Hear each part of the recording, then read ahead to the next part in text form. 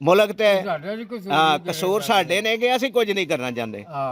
ਬਿਲਕੁਲ ਇਹ ਗੱਲ ਹੈ। ਮੁਲਕ ਨੇ ਸਾਨੂੰ ਬੜਾ ਕੁਝ ਦਿੱਤਾ ਹੈ, ਦੱਸਿਆ ਜਾਂਦਾ ਹੈ ਜਾਂ ਸਾਡਾ ਜ਼ਿੰਮੇ ਜਿਹੜੀਆਂ ਗੱਲਾਂ ਨੇ ਉਹ ਅਸੀਂ ਕਰਦੇ ਰਹੀਏ ਤੇ ਸਾਡਾ ਮੁਲਕ ਵੀ ਵੱਧਦਾ ਫੁੱਲਦਾ ਰਵੇ, ਤਰੱਕੀ ਕਰਦਾ ਰਵੇ। ਬਿਲਕੁਲ ਹਾਂਜੀ ਅੱਛਾ ਤੇ ਫੌਜ ਹੋ ਗਈ ਤੇ ਲਾ ਕੇ ਨਾ ਲੱਕੜੀਆਂ ਤੇ ਜੋੜ ਕੇ ਨਾ ਉਹਦੇ ਉੱਤੇ ਸਰ ਕਰ ਦਿੱਤਾ, ਉਹਨੂੰ ਅੱਗ ਲਾ ਦਿੱਤੀ। ਅੱਛਾ ਇਹ ਕੀ ਗੱਲ ਹੈ? ਮੁਲਕ ਨਹੀਂ ਦੇ ਰਿਹਾ ਸਾਨੂੰ, ਮੁਲਕ ਨੇ ਤੇ ਆਜ਼ਾਦੀ ਦਿੱਤੀ ਹੈ ਸਾਨੂੰ। ਸਾਡੇ ਆਪਣੇ ਵਜੇ ਕੰਮ ਸਾਡੇ ਆਪਣੇ ਚ ਕਮੀਆਂ ਆ ਗਈਆਂ। ਗੱਲ ਉੱਥੇ ਹੀ ਆ ਜਾਂਦੀ ਕਿ ਜਿਹੜੀ ਉਸ ਅੰਗਰੇਜ਼ ਨੇ ਗੱਲ ਕੀਤੀ। ਬਿਸਮਿल्लाहिर्रहमानिर्रहीम। ਦੋਸਤੋ अस्सलाम वालेकुम। ਅੱਲਾਹ ਤਾਲਾ ਤੁਹਾਨੂੰ ਸਾਰਿਆਂ ਨੂੰ ਸਿਹਤ ਤੇ ਤੰਦਰੁਸਤੀ ਵਾਲੀ ਲੰਬੀ ਜ਼ਿੰਦਗੀ ਦੇਵੇ। ਤੇ ਇਹ ਦੇਖੋ ਸਾਡੇ ਬਜ਼ੁਰਗ ਬੈਠੇ ਨੇ, ਇਹਨਾਂ ਨਾਲ ਅਸੀਂ ਗੱਲਬਾਤ ਕਰ ਰਹੇ ਹਾਂ।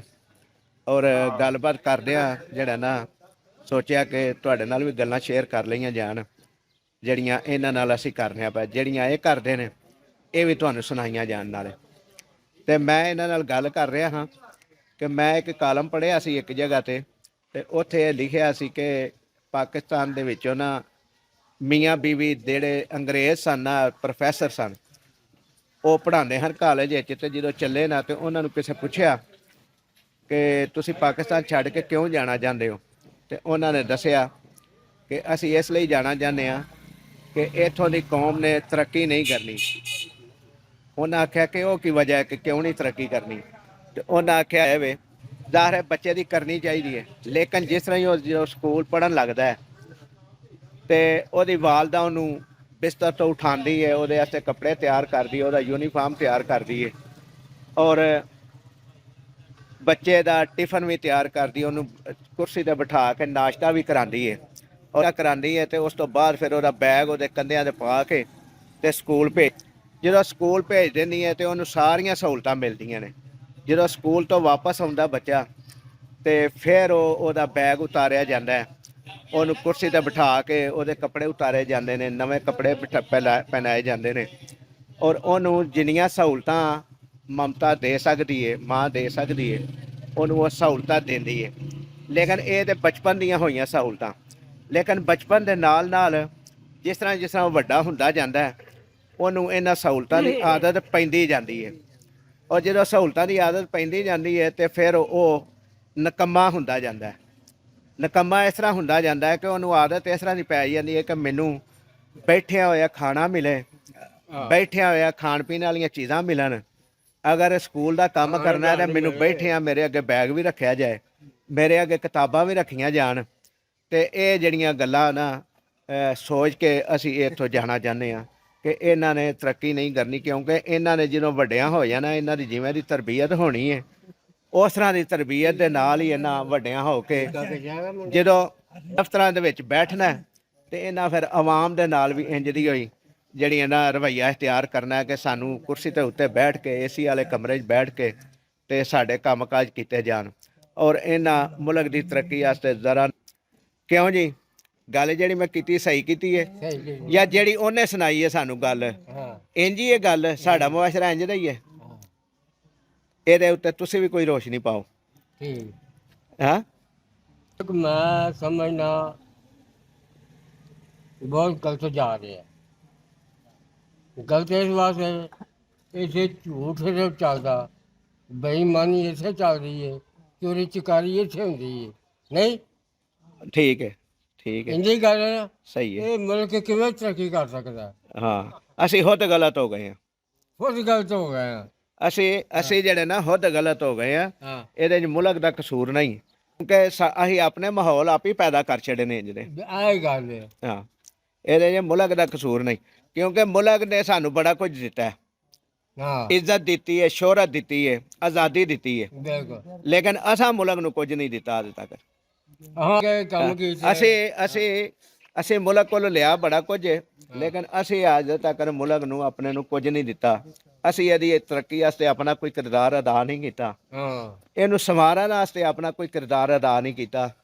ਲੇਕਿਨ ਇਹਨੇ ਸਾਨੂੰ, ਇਸ ਮੁਲਕ ਨੇ ਸਾਨੂੰ ਆਜ਼ਾਦੀ ਦਿੱਤੀ ਹੈ, ਆਜ਼ਾਦ ਮੁਆਸ਼ਰੇ 'ਚ ਰਹਿੰਦੇ ਹਾਂ ਪਏ ਅਸੀਂ, ਆਜ਼ਾਦੀ ਦੇ ਨਾਲ ਖਾਂਦੇ ਪੀਂਦੇ ਹਾਂ, ਉੱਠਦੇ ਬਹਿੰਦੇ ਹਾਂ, ਔਰ ਆਜ਼ਾਦੀ ਦੇ ਨਾਲ ਕਾਰੋਬਾਰ ਵੀ ਕਰਨੇ ਆ। ਬਾਕੀ ਰਹੀਆਂ ਗੱਲਾਂ ਜਿਹੜੀਆਂ ਮੁਆਸ਼ਰੇ ਦੇ ਹਿਸਾਬ ਨਾਲ ਅਸਾਂ ਜਿਸ ਤਰ੍ਹਾਂ ਦਾ ਮੁਆਸ਼ਰਾ ਬਣਾਇਆ, ਉਸ ਮੁਆਸ਼ਰੇ ਦੇ ਹਿਸਾਬ ਨਾਲ ਸਾਨੂੰ ਤਕਲੀਫਾਂ ਜਿਹੜੀਆਂ ਮਿਲਦੀਆਂ ਨੇ ਉਹ ਸਾਡਾ ਮੁਆਸ਼ਰਾ ਦਿੰਦਾ। ਮੁਲਕ ਨਹੀਂ ਦੇ ਰਿਹਾ ਸਾਨੂੰ, ਮੁਲਕ ਨੇ ਤੇ ਆਜ਼ਾਦੀ ਦਿੱਤੀ ਹੈ ਸਾਨੂੰ, ਸਾਡੇ ਆਪਣੇ ਬੱਚੇ ਕੰਮ ਸਾਡੇ ਆਪਣੇ 'ਚ ਕਮੀਆਂ ਆ ਗਈਆਂ। ਹਾਂ, ਗੱਲ ਉੱਥੇ ਹੀ ਆ ਜਾਂਦੀ ਹੈ ਕਿ ਜਿਹੜੀ ਉਸ ਅੰਗਰੇਜ਼ ਨੇ ਗੱਲ ਕੀਤੀ ਹਾਂ ਕਿ ਅਸੀਂ ਜਦੋਂ ਤਰਬੀਅਤ ਨਹੀਂ ਪੈ ਕਰਦੇ ਆਪਣੇ ਬੱਚਿਆਂ ਦੀ, ਬਿਲਕੁਲ। ਅਸੀਂ ਉਹਨਾਂ ਨੂੰ ਨਹੀਂ ਦੱਸਦੇ ਕਿ ਬੇਟਾ ਤੂੰ ਆਪਣੀ ਹੱਥੀਂ ਹਾਂ ਆਪਣੇ ਕੱਪੜੇ ਲੈਣੇ ਨੇ, ਹਾਂ ਆਪਣੀ ਹੱਥੀਂ ਪਾਣੇ ਨਹੀਂ, ਹਾਂ ਆਪਣੀ ਹੱਥੀਂ ਖਾਣਾ ਆਪਣਾ ਆਪਾਂ ਕਰਨਾ ਖਾਣਾ ਹੀ, ਪੀਣਾ ਆਪਣਾ ਨਾਸ਼ਤਾ ਆਪੇ ਕਰਨਾ ਹੀ, ਹਾਂ। ਮਾਂ ਨੇ ਨਹੀਂ ਕਰਾਣਾ। ਤੇ ਜਦੋਂ ਉਹਦੀ ਤਰਬੀਅਤ ਇਸ ਤਰ੍ਹਾਂ ਹੋਏਗੀ ਕਿ ਸਾਰੇ ਕੰਮ ਉਹ ਆਪਣੇ ਆਪ ਹੀ ਕਰੇ, ਹਾਂ ਤੇ ਫਿਰ ਉਹ ਬਿਹਤਰ ਕੌਮ ਵੀ ਬਣੇਗੀ। ਅਸੀਂ ਐਜ਼ ਏ ਕੌਮ ਇਸੇ ਵਜ੍ਹਾ ਤੋਂ ਨਹੀਂ ਪੇ ਬਣਦੇ ਕਿ ਅਸੀਂ ਕੁਝ ਕਰਨਾ ਨਹੀਂ। ਠੀਕ ਹੈ ਹਾਂਜੀ, ਅਸੀਂ ਕਾਹਲ ਆ, ਨਕੰਮੇ ਹੋ ਗਏ ਆ, ਬਿਲਕੁਲ। ਇੰਜੇ ਗੱਲ ਹੈ। ਅਸੀਂ ਬਹੁਤ ਥੱਲੇ ਟੁਰ ਗਏ ਆ ਇਹਦੀ ਵਜ੍ਹਾ ਹੀ ਇਹ ਵੇ ਕਿ ਹਾਂ। ਅਸੀਂ ਥੱਲੇ ਜਾਣ ਦੀ ਸਾਡੀ, ਹਾਂ। ਕਿ ਅਸੀਂ ਜਿਹੜੇ ਨਾ ਨਕੰਮੇ ਹੋ ਗਏ ਆ। ਨਿਕੰਮੇ ਹੋ ਗਏ ਆ। ਹਾਂਜੀ, ਮੁਲਕ ਦਾ ਕੋਈ ਕਸੂਰ ਨਹੀਂ, ਹਾਂ ਮੁਲਕ ਤੇ ਸਾਡੇ ਵੀ ਕੁਝ ਕਸੂਰ ਸਾਡੇ ਨੇ ਕਿ ਅਸੀਂ ਕੁਝ ਨਹੀਂ ਕਰਨਾ ਚਾਹੁੰਦੇ। ਹਾਂ ਬਿਲਕੁਲ ਇਹ ਗੱਲ ਹੈ। ਮੁਲਕ ਨੇ ਸਾਨੂੰ ਬੜਾ ਕੁਝ ਦਿੱਤਾ ਹੈ। ਹੂੰ ਵੇਖੋ ਮੁਲਕ ਜਦੋਂ ਬਣਿਆ ਨਹੀਂ ਸੀ ਹਾਂ ਉਦੋਂ ਕੀ ਸੀ ਕਿ ਸਾਡੇ ਬਜ਼ੁਰਗ ਨੇ ਕਿ ਅਸੀਂ ਹਿੰਦੂਆਂ ਦੇ ਥੱਲੇ ਕੰਮ ਕਰਦੇ ਸੀ, ਹਾਂ ਹਾਂ ਠੀਕ ਹੈ, ਸਿੱਖਾਂ ਥੱਲੇ ਕੰਮ ਕਰਦੇ ਸੀ, ਅਸੀਂ ਉਹਨਾਂ ਦੇ ਪੱਲੇਦਾਰ ਵੀ ਸੀ, ਬਿਲਕੁਲ ਹੈਂ ਅਸੀਂ ਉਹਨਾਂ ਦੀਆਂ ਦੁਕਾਨਾਂ ਤੇ ਮਜ਼ਦੂਰੀ ਕਰਦੇ ਹਾਂ। ਹੈਂ ਜਦੋਂ ਪਾਕਿਸਤਾਨ ਬਣਿਆ ਤੇ ਅਸੀਂ ਆਪ ਹੀ ਕਾਰੋਬਾਰੀ ਬਣ ਗਏ। ਹਾਂ ਹੈਂ ਹਾਂ ਬਿਲਕੁਲ ਅਸੀਂ ਉਹਨਾਂ ਦੇ ਥੱਲੇੋਂ ਨਿਕਲ ਗਏ। ਹੂੰ ਮੁਲਕ ਨੇ ਤੇ ਸਾਨੂੰ ਇੱਜ਼ਤ ਦਿੱਤੀ ਹੈ ਨਾ, ਇੱਜ਼ਤ ਬਖਸ਼ੀ ਹੈ, ਹਾਂ ਲੇਕਿਨ ਉਹਨੂੰ ਸੰਭਾਲਣਾ ਤੇ ਅਸਾਂ ਆਪ ਹੀ ਹੈ ਨਾ, ਬਿਲਕੁਲ ਮਿਹਨਤ ਕਰਕੇ ਹਾਂ ਕੋਸ਼ਿਸ਼ ਕਰਕੇ ਸੰਭਾਲਣਾ ਅਸਾਂ ਆਪ ਹੀ ਹੈ। ਬਿਲਕੁਲ ਉਹ ਅਸੀਂ ਕੋਸ਼ਿਸ਼ ਨਹੀਂ ਕਰਦੇ ਆਪਣੀ ਇੱਜ਼ਤ ਨੂੰ ਨਾ ਸੰਭਾਲਣ ਦੀ, ਉਹ ਕੋਸ਼ਿਸ਼ ਹਾਂ ਉਹ ਨਹੀਂ ਕਰਦੇ।